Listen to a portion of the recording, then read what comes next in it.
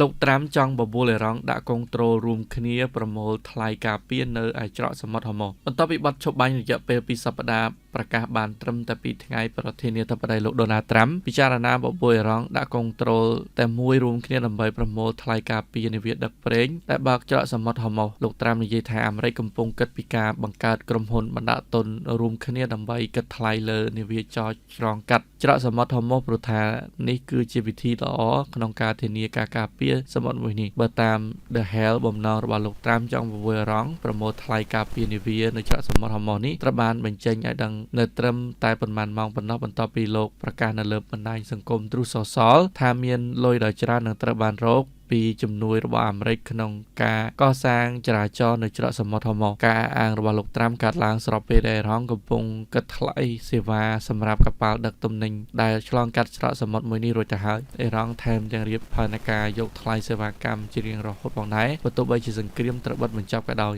ឆ្លើយតបទៅនឹងរឿងនេះលោកត្រាំអាងថាអាមេរិកទើបស័ក្តិសមជាអ្នកដាក់កុងត្រូលចាំគិតលុយថ្លៃដឹកជញ្ជូននៅតាមច្រកសមុទ្រហូម៉ូពលមិនមែនជាប្រទេសអេរ៉ង់នោះទេដោយសារតែអាមេរិកបានយកឈ្នះលើសង្គ្រាមមួយនេះ